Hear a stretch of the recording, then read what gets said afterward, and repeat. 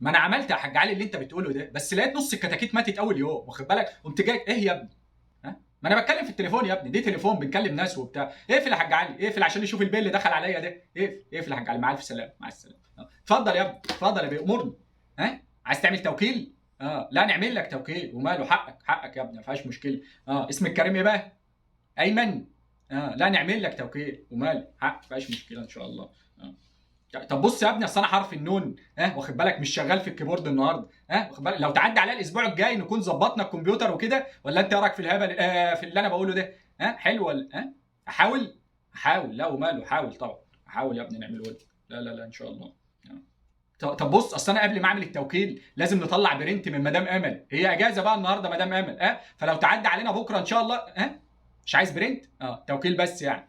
انت شكلك رخم. لا لا لا اعمله لك، ما فيهاش مشكله. شكله رخم فعلا. طب دي بتعمل منين اصلا؟ طب بص بص اقول لك حاجه، السيستم واقع، ايه رايك؟ اظن دي حلوه وبتسمعها كتير يعني، ما جاتش عليا، خد بالك. ما جاتش عليا. ان شاء الله تعدي عليا بكره تلاقيني اجازه، خلص لك اللي انت عايزه. اتفضل يا ابني، اتفضل بقى منين؟ وشك اللي انت داخل لي بيه ده. استغفر الله العظيم يا رب. يا حاج علي، الكتاكيت بقول لك.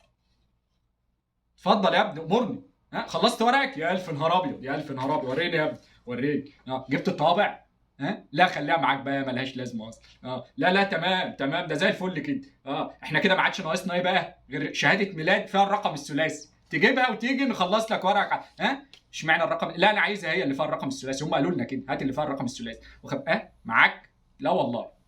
شكلك رخي. لا وماله يا ابني وماله، هو انت هيبقى ورقك خلصان مثلا وانا هعطلك؟ لا طبعا.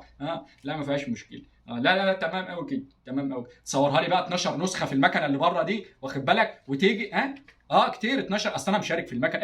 اصل هنا هنحتاج ورق، بنحتاج الورق يا ابني كتير. فتخلص التصوير وتيجي نخلص. ايه ده؟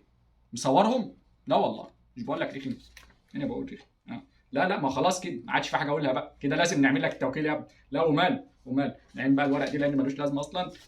بسم الله ما شاء الله. تعمل منين بقى التوكيل؟ يا حاج محمد، حاج محمد، هو انا لما بفتح قائمه ملف وباجي على حفظ بيديني خطا في الادخال. اصل انا يوم الدوره التدريبيه انا مشيت بعد العصر على طول، اتغديت وتوكلت على الله يعني، فما حضرتش بقى اللي هو التوكيلات ايه يا ابني؟ ما انا بشوفه يا ابني. التوكيلات مش هنا اصلا؟ لا والله. لا استنى يا ابني استنى، هفهم منه. يعني مش على الكمبيوتر؟ لا والله.